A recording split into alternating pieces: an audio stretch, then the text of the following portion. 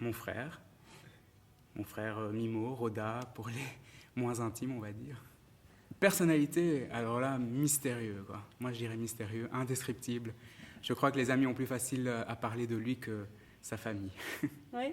Oui, oui, je pense. Ou alors, je ne le connais pas, mais je dirais qu'il est très, très mystérieux.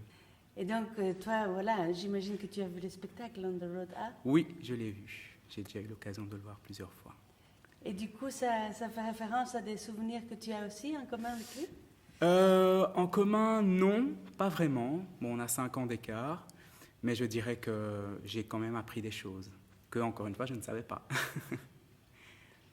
Par exemple, l'origine de son prénom, de son surnom, Mimo. Bon, je l'appelle comme ça depuis que je suis petit, mais je ne savais jamais pourquoi. Il y a des choses plus intimes qu'il ne dévoile que dans ce spectacle, que je sais, mais que je n'entendais jamais. Et si tu devais comparer Roda à un animal? Un animal. Alors là, aucune idée, quoi. Non, vraiment aucune idée. Un animal. Tu le verrais dans les airs, sur terre? Ah bah justement, je me demandais aussi la même chose. Je dirais à la fois dans les airs et sur terre.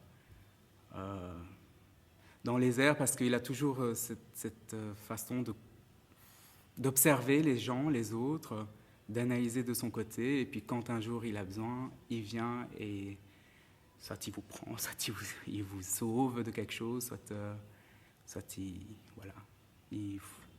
Mais vraiment dire un animal précis, non. Parce que je vous dis, il est vraiment tellement multifacette et mystérieux que je ne saurais pas dire un adjectif.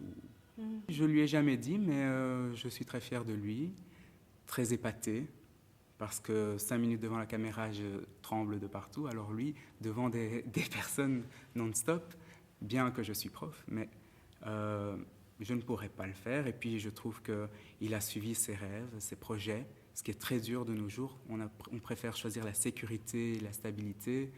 Lui ose mettre le paquet et tant pis. Et il a changé plusieurs fois de route, mais je crois que là, il s'est trouvé. Et ça fait plaisir à voir que malgré, on va dire, cette vie difficile d'artiste, il arrive à avoir du plaisir et à avoir les pieds sur terre et à être très à fond dans ses projets.